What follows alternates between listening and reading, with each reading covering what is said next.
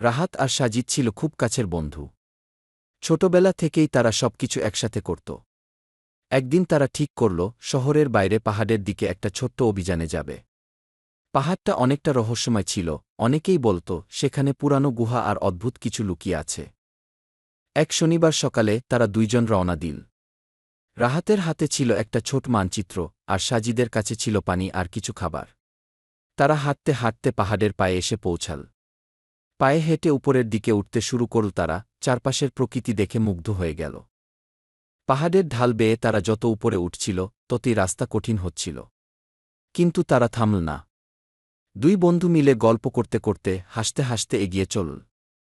কিছুক্ষণ পর তারা একটা ছোট গুহার সামনে এসে পৌঁছাল। গুহাটার ভিতরটা খুবই অন্ধকার আর শীতল ছিল। রাহাত বলল, চল ভিতরে ঢুকি, দেখি কি আছে। সাজিদ একটু চিন্তিত হলেও রাহাতের সাহস দেখে সাহস পেয়ে গেল। তারা গুহার ভিতরে ঢুকল, হাতে একটা টর্চ লাইট জ্বালিয়ে। গুহার দেয়ালে কিছু পুরানো ছবি আর লেখার চিহ্ন দেখা যাচ্ছিল, যেন কোনো এক প্রাচীন কাহিনী বলছে। গুহার ভেতরে একটা পুরানো লোহার বাক্স পড়েছিল। সাজিদ আগ্রহ নিয়ে বাক্সটা খুলল। ভিতরে কিছু পুরানো মুদ্রা, একটা ছোট্ট কম্পাস, আর একটা ধুলো মাখা ছবি। ছবিতে দেখা গেল দুইটা ছেলে দাঁড়িয়ে আছে, যেন রাহাত আর সাজিদের মতোই, যুগের ব্যবধান ছাড়াই। ছবিটা দেখে তাদের মনে হল তাদের আগে কেউ এই পথ ধরেছিল।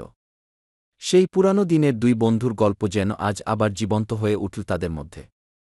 গুহা থেকে বের হয়ে তারা আবার পাহাড়ের উপরের দিকে উঠতে শুরু করল। অবশেষে তারা পাহাড়ের চূড়ায় পৌঁছল। উপরে দাঁড়িয়ে তারা পুরো শহরটা এক নজরে দেখতে পেল, যেন এক বিশাল ক্যানভাসের উপর আঁকা। সূর্য তখন অস্ত যেতে বসেছে, আকাশের রং সোনালি থেকে গাঢ় কমলা হয়ে উঠছে। তারা দুইজন বসে রইল, চারপাশের এই অপরূপ দৃশ্য উপভোগ করতে লাগল। ফিরতি পথে তারা দুইজনই নিশ্চুপ ছিল, কিন্তু মনে মনে তারা জানত এই অভিযানের স্মৃতি তারা কখনো ভুলতে পারবে না। পাহাড়ের সেই রহস্যময় দিনটা তাদের বন্ধুত্বকে আরও গভীর করে তুলেছিল, আর তাদের মনে একটা নতুন গল্পের জন্ম দিয়েছিল।